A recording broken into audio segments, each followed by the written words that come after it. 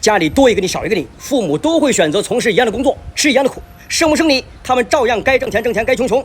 贫穷和爱你屁关系没有。第一，这里面最弱势的群体是农村的女儿，长大之后，父母要让你寄钱，给弟弟结婚、买房、买车，你也要给钱。